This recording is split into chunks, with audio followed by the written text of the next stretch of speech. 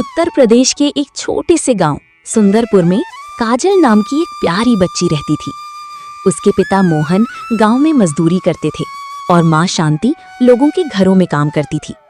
घर गरीब था लेकिन प्यार और अपनापन से भरा हुआ था। काजल बिटिया, जल्दी खाना खा लो। आज मैंने तुम्हारी पसंद की सब्जी बनाई है।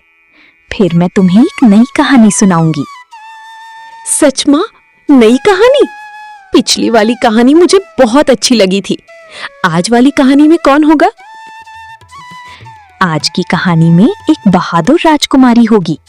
उसका एक बहुत बड़ा जादुई महल होगा और वो अपने साहस से सबकी मदद करेगी। वाह माँ, मुझे ऐसी कहानियां बहुत पसंद हैं। मैं भी बड़ी होकर उस राजकुमारी जैसी बनूंगी। आप जल्दी से कहानी शुरू कीजिए। जरूर बेटी, लेकिन पहले खाना खत्म करो। ताकतवर बनने के लिए अच्छा खाना जरूरी है। फिर हम आराम से कहानी सुनेंगे। काजल का परिवार भले ही गरीब था लेकिन उनके घर में प्यार और खुशियों की कोई कमी नहीं थी। एक दिन मोहन और शांति जरूरी काम से शहर गए, लेकिन लौटते समय उनकी बस का भयानक हादसा हो गया। उस दुर्घटना में दोनों की मृत्यु हो गई और काजल एक ही पल में पूरी तरह अकेली रह गई।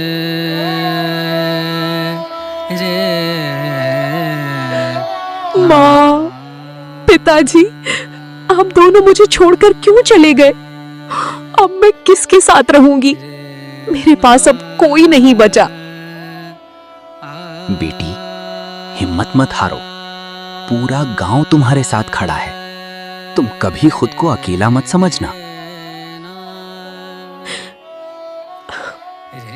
क्या सच में सब मेरा साथ देंगे?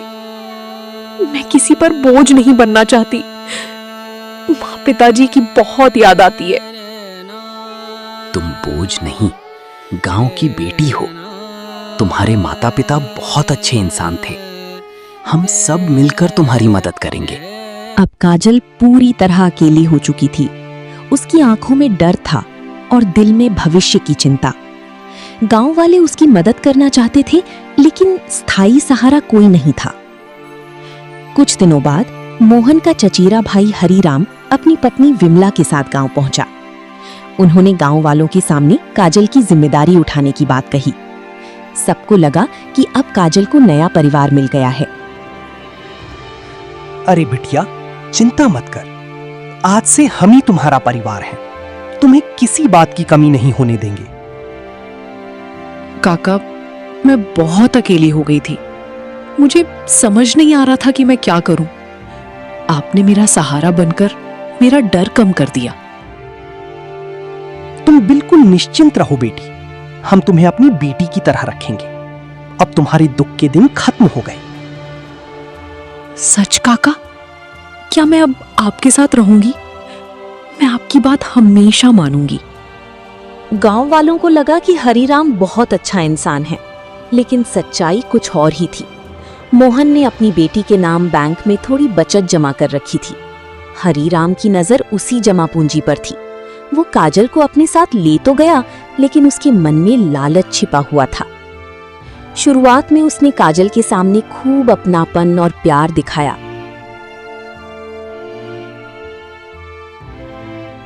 लो बेटी, पहले आराम से खाना खा लो। आज मैंने तुम्हारी पसंद का खाना बनाया है। अब तुम्हें किसी बात की चिंता करने की जरूरत नहीं है। काकी, आपने मुझे इतना प्यार दिया, इसके लिए धन्यवाद। मैं तो सोच रही थी कि अब मेरा कोई नहीं है। आप लोगों ने मुझे नया सहारा दिया है। तुम हमारी अपनी बेटी जैसी हो। ये घर भी तुम्हारा ही है। तुम्हें अब कोई बात की चिंता नहीं करनी है। तुम यहाँ हमेशा खुश रहोगी। काकी, मैं एक बात पूछना चाहती हूँ। क्या मैं फिर से स्कूल जा सकती हूँ? मुझे पढ़ना बहुत अच्छा लगता है। इतनी पढ़ाई करके क्या करोगी? लड़कियों को ज्यादा पढ़ने की जरूरत नहीं होती। उन्हें तो आखिर घर गृहस्थी ही संभालनी होती है। लेकिन माँ और पिताजी चाहते थे कि मैं खूब पढ़ूं। मेरा भी कुछ बनने का सपना है। मैं अपनी पढ़ाई जारी रखना चाहती हूँ। सपनों से घर नहीं चलता बेटी। अब घर के काम सीखो और जिम्मेदारी समझो। पढ़ाई की बात दोबारा मत करना। विमला की बातें सुनकर काजल का दिल टूट गया। वो पढ़ना चाहती थी, लेकिन उसकी इच्छा को महत्व नहीं दिया गया।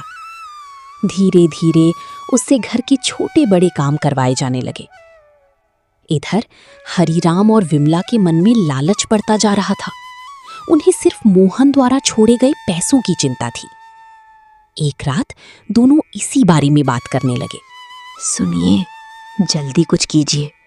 लड़की बड़ी होगी तो पैसा उसी का रहेगा, फिर हमारे हाथ कुछ नहीं आएगा। चिंता मत करो, मैंने सब सोच रखा है। उसे इन बातों की कोई समझ नहीं है।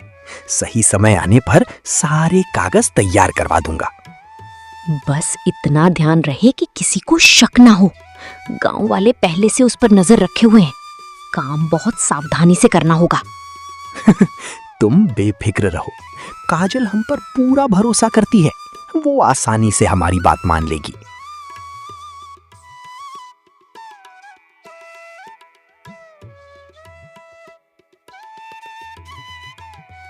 कुछ दिनों बाद हरिराम बैंक से जुड़े कुछ जरूरी कागज लेकर घर आया। उसने तय कर लिया था कि किसी भी तरह काजल से उन कागजों पर हस्ताक्षर करवा लेगा। मासूम काजल को अभी तक उसके असली इरादों का पता नहीं था। काजल बेटी, इधर आओ। मुझे तुमसे एक छोटा सा काम करवाना है, फिर मैं तुम्हारे लिए नया स्कूल बैग लाऊंगा।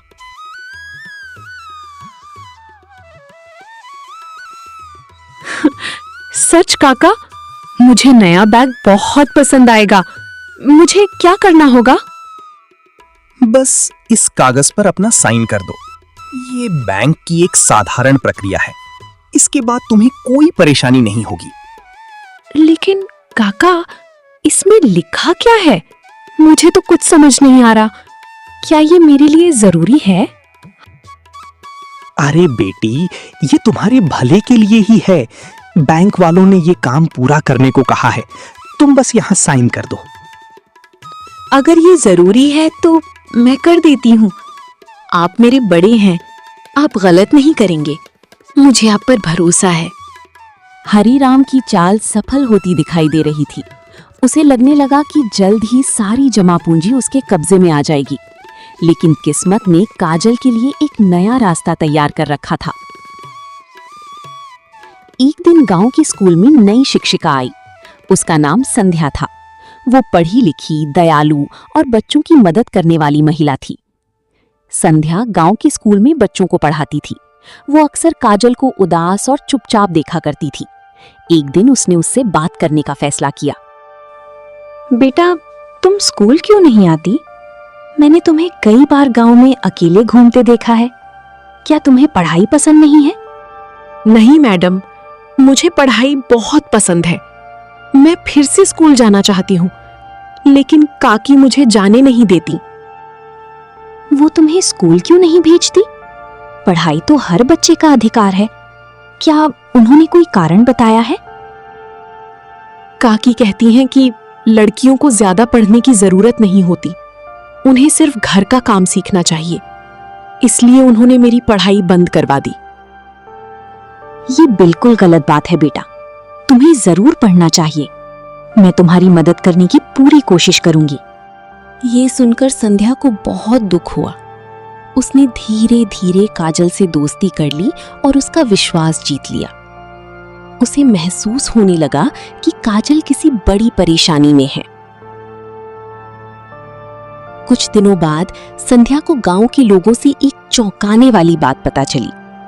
उसे मालूम हुआ कि हरिराम काजल से बैंक के कागजों पर साइन करवाने की कोशिश कर रहा है। ये सुनकर वो तुरंत हरिराम से मिलने पहुंची।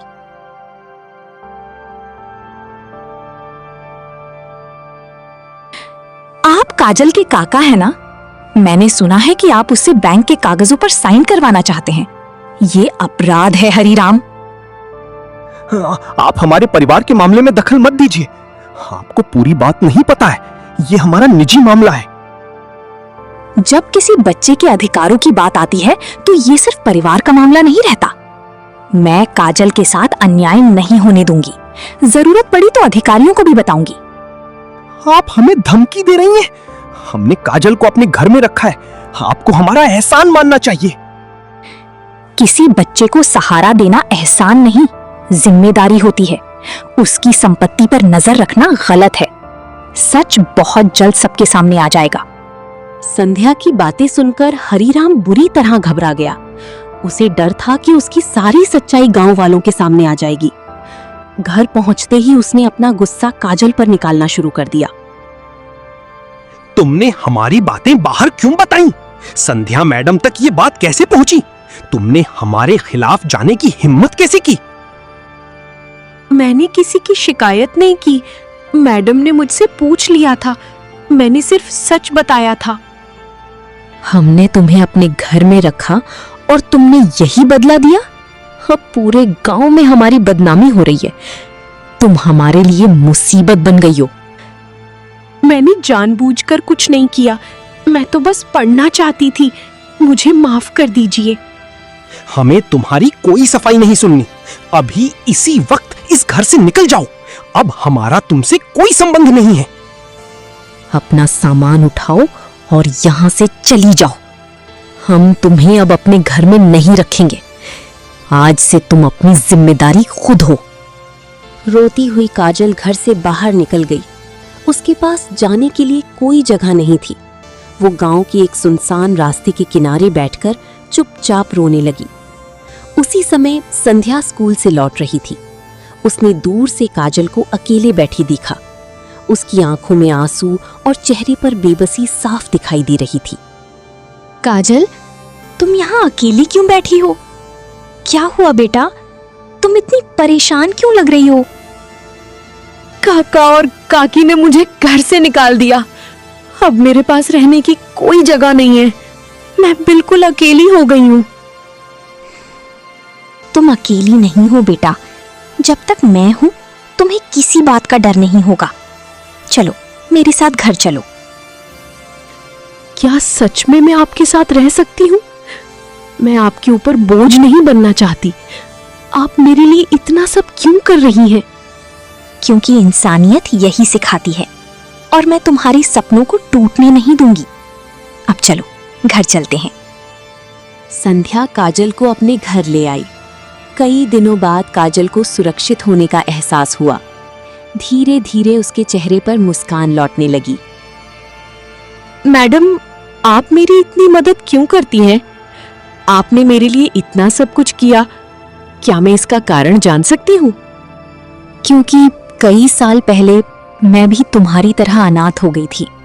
मैंने भी जीवन में बहुत संघर्ष देखा है, इसलिए मैं तुम्हारा दर्द समझ सकती हूँ। फिर आपने इतना बड़ा मुकाम कैसे हासिल किया? क्या आपको भी मुश्किलों का सामना करना पड़ा था?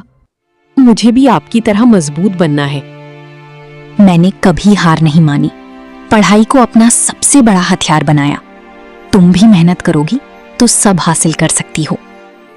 संध्या ने संघर्ष करके अपनी पढ़ाई पूरी की थी। वो नहीं चाहती थी कि किसी और बच्ची के सपने अधूरे रह जाएं। इसीलिए उसने काजल की पढ़ाई की पूरी जिम्मेदारी अपने ऊपर ले ली। साल बीतते गए। काजल ने पूरी मेहनत और लगन के साथ पढ़ाई की। उसने हर परीक्षा में अच्छे अंक प्राप्त किए और आगे बढ़ती गई। कड़ी मेहनत, आत्मविश्वास और संध्या के मार्गदर्शन ने रंग दिखाया। एक दिन काजल डॉक्टर बन गई। पूरा गांव उसकी सफलता पर गर्व करने लगा। मैडम, अगर आप नहीं होती तो मैं आज यहाँ नहीं पहुँचती। आपने मुझे जीने का नया रास्ता दिखाया। मैं हमेशा आपकी आभारी रहूंगी। आज मुझे ऐसा लग रहा है जैसे मेरी मेहनत सफल हो गई। तुमने अपने माता पिता का नाम रोशन कर दिया। मुझे तुम पर बहुत गर्व है बेटा। आज जो कुछ भी हूँ आपकी वजह से हूँ। आपने मुझे कभी हार नहीं मानने दी। मैं हमेशा आपकी सीख याद रखूंगी। डॉक्टर बनने के बाद काजल ने अपने पिता की जमा पूंजी के बारे में जानकारी जुटाई। उसे पता चला कि हरीराम ने धोखे से उस पैसे पर कब्जा करने की कोशिश की थी। तब उसने कानूनी मदद लेने का फैसला किया। जांच के बाद सच्चाई सबके सामने आ गई। काजल को उसके पिता की जमा पूंजी वापस मिल गई। हरीराम और विमला को अपने किए पर शर्मिंदगी उठानी पड़ी। बेटी, हमें माफ कर दो। हम लालच में अंधे हो गए थे। अब हमें अपनी गलती का एहसास हो गया है। हमने तुम्हारे साथ बहुत गलत व्यवहार किया। हमें ऐसा कभी नहीं करना चाहिए था। हो सके तो हमें माफ कर देना। गलती स्वीकार करना अच्छी बात है, लेकिन लालच हमेशा परिवार को तोड़ देता है।